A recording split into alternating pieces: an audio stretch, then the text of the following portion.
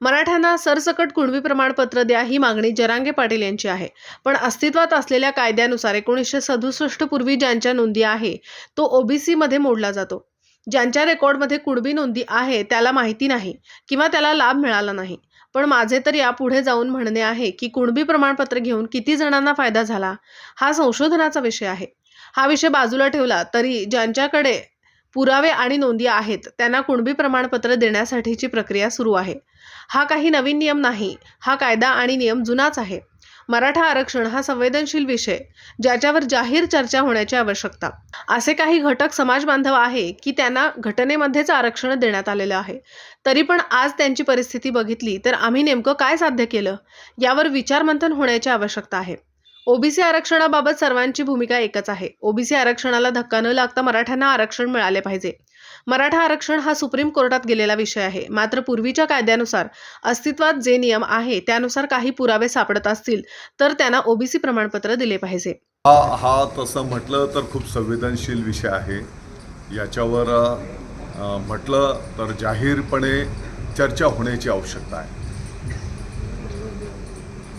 अनेक समाज घटक बांधव भगिनी असे आहेत की ऑलरेडी त्या समाजांना घटनेमध्येच आरक्षण दिलेले आहे. तरी पण आज त्यांची परिस्थिती जर बघितली तर नेमकं आम्ही काय साध्य केलं या विषयावर पण विचारमंथन होण्याची आवश्यकता आहे. अजितदादा पवार साहेब असतील, सर्वांची भूमिका आहे. यापूर्वीचं अस्तित्वात असलेलं कोणाचंही आरक्षणाला धक्का न लागता, कोणाचंही कमी न करता मराठ्यांना आरक्षण मिळालं पाहिजे. आपल्या सर्वांना ज्ञात आहे की हा विषय माननीय सर्वोच्च न्यायालयामध्ये प्रलंबित आहे. त्याही प्लॅटफॉर्मवरनं ज्या काही पूर्वीच्या काळात आपल्या काही त्रुटी राहिल्या असतील तर त्या त्रुटींची पूर्तता करण्याचं काम प्रगतीपथावर आहे. आणि म्हणून सरळ गोष्ट आहे की कोणाचंही आरक्षणाला धक्का लागणार नाही. परंतु अस्तित्वातले पूर्वीचे जे नियम कायदे आहेत त्याप्रमाणे जर कोणाला त्याचा लाभ मिळत असेल तर त्याच्यामध्ये काही बाबा आपण काही नवीन करतो आहोत, चुकीचं करतो आहोत अशातला पण भाग नाही. आता लोअर परेल पुलाचा मध्ये साधारणतः 21 तारखेपासून तर 25 तारखेपर्यंत पंडित मिश्राजींच्या वाणीतून महाशिवपुराण कथा संपन्न होणार आहे. संपूर्ण नाशिककर या संदर्भामध्ये समितीच्या माध्यमातून त्याचं नियोजन करत आहेत आणि एक चांगली संधी आपल्या नाशिकच्या भाविकांना या माध्यमातून उपलब्ध होणार आहे. त्याची पूर्वतयारी, त्याचं संपूर्ण कामकाज अतिशय चांगल्या पद्धतीने प्रगतीपथावर आहे.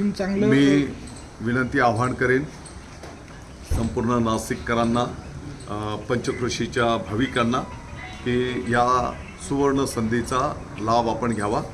महादेवाची कथा आपण श्रवण करावी. मी विषयांमध्ये गल्लत करतो आहोत. मराठ्यांना सरसकट कुणबी द्या ही मागणी जरी जरांगे पाटील साहेबांची असली तरी पण माननीय मुख्यमंत्री महोदयांचे जे निर्देश सूचना आहेत त्याच्यामध्ये जो काही अस्तित्वातला कायदा आहे, नियम आहे, ही 1967च्या पूर्वी ज्यांचे कुणबीचे पुरावे असतील तो ओबीसीमध्ये मोडला जातो. हा ऑलरेडी अस्तित्वातला नियम आहे. आणि मग होऊ शकतं की बाबा यापूर्वीच्या काळामध्ये कदाचित त्याच्या रेकॉर्डमध्ये कुणबी आहे परंतु त्यालाही माहीत नाही किंबहुना त्याला त्याचा लाभ मिळालेला नाही.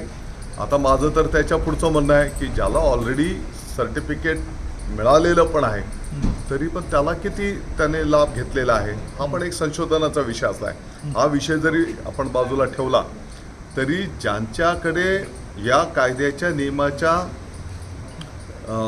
अधीन राहून ज्याच्याकडे पुरावे असतील, नोंदी असतील तर त्याचं शोध मोहीम चालू आहे.